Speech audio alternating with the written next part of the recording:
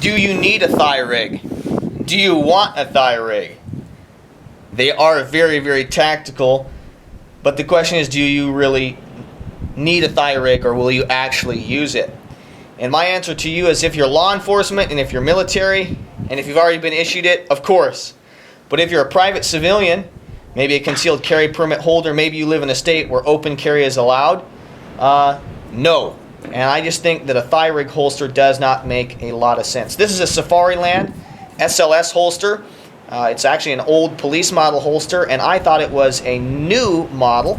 If it had been a new model, it would have 2 holes here in the holster and 1 hole here to mount it on a different platform. It was actually set up for a belt carry system. This is an old model, has a hole here, and this hole there. So 1, 2, 3 like this instead of the 2 and the 1. Which means I can't mount it to the thigh rig platforms that Safariland now produces. And I thought I was getting a great deal. I spent about $50 on this holster. So I took the holster apart and I used a belt part that would have attached to like an officer's duty belt. And I attached it to a special ops, a thigh rig that was just a Molly thigh rig, and ended up making myself a thigh rig so that I could have, so I could test the concept and see if I really liked a thigh rig or not. And I don't really like the thigh rig for a number of different reasons. One is really the only way you can draw from it in any number of physical situations, but unless you're standing up, it's really hard. If you're sitting in a car, it's very hard to access the pistol and draw it. All right. I love Safariland holsters, but when you get it on a thigh rig of any kind, it just becomes difficult to draw it. If you're sitting down, it becomes hard to draw. It also becomes hard to draw if you're laying on your back or your stomach. Really, the best way to draw from one of these holsters is standing up in kind of a athletic stance, legs spread apart. But if you're not in that situation, it becomes relatively difficult to draw from a thigh rig holster. Also, you got this strap, okay? And that strap goes around your leg, and this hangs down on your thigh. It's called the thigh rig. Even if you move it up, what happens is it tends to move around a little bit, and so you get what I call a slap factor. And if that moves around a lot, there are ways you can cinch the strap up and mitigate that, and so there's not a lot of movement. But what ends up happening is it sticks out from your leg, it catches on things, and you have this strap that's going to go around your leg, right around your thigh, right? And it's going to pull up into your groin as you try and run and things. And I just find them to be uncomfortable and hard to draw from, except for your best perfect stance. I also think that they're pointless for a private citizen, because you're not going to walk around carrying this holster. If you're concealed carry, you'd have to be wearing a trench coat to cover this, and I think that would be a silly option. There are loads of better holsters. This is a Blade Tech holster.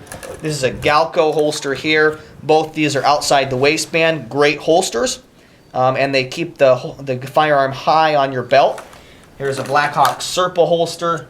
Okay, and here's another Blade Tech holster inside the waistband. Great holster. I really like this holster here. All these are better options, and they're going to be cheaper than a thigh rig holster if you just walked in and went to buy a thigh rig holster. If I was going to get one, I would get a Safariland thigh rig holster. I think Safariland is great. I like their SLS and their ALS holsters. SLS stands for self-locking holsters. ALS stands for automatic locking holsters. And they're great holsters. And if I was going to get a thigh rig, I'd be getting a Safariland thigh rig. I think they're probably the best. I love the fact that it is suede lined and protects your pistol, and it's just a great system. But I think it's totally pointless for a private citizen.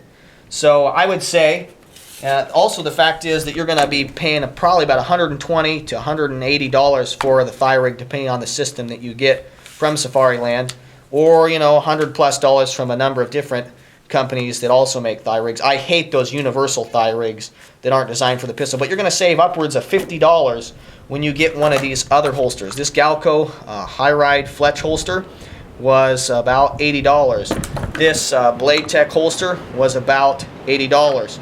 And guess what? You can actually use these. I've owned this system and this setup that I made for about 6 months, and guess how many times I've used it? I've used it about twice.